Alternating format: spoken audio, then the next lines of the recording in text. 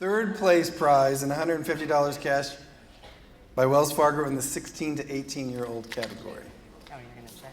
No, I thought we did that one. Yes, we did. Just let it happen. Let it happen. Who's getting it? Ethan Robinson Jr.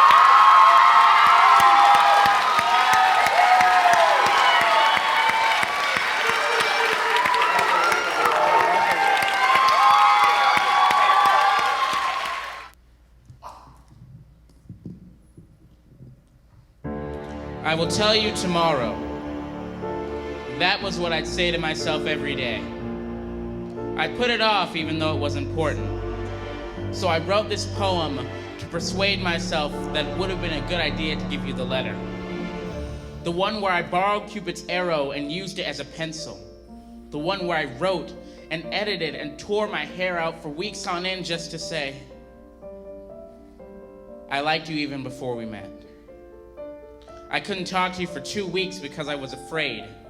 I thought of you as the army coming to attack the fortress of my heart while I was still beginning to draw up the blueprints. But then I finally got the chance to talk to you, and everything just clicked. I got to know you, and you got to know me, and I learned that you like the rain. I remember sitting inside during a rainstorm, looking at those raindrops, those tears from heaven, and thinking of how they wouldn't even be able to compare to the ones that would come down gushing from my eyes if I was lost from the endearing person known as you. But in this world, the reality is that some people are unable to cry. In a poem by Tucker Bryant, he said that love is like a slow motion stick up you cannot get insured against. And I believe him 100%. You know where that bullet went. I guess the heart was meant to be broken. Now heartbreak is the norm, and when you look back, you'll realize that you don't know what love is until you lose it. But how can you lose something you never had? How can you have battle scars on your heart from the war you never fought in? And my answer is, I don't know. But I do know that those battle scars are right here, and they take a long time to heal if you're lucky. Because sometimes you don't come out of a war when you've been ambushed by your ally and they steal your heart only to leave you wondering when you can have it back.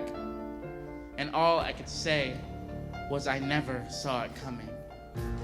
I never saw it coming. But I guess the only thing you can see when you're blind is the darkness. I would ask for help because I need to get going, but that would imply that I have somewhere to be. And more likely than not, someone to be with. But as you can see, no one is standing here.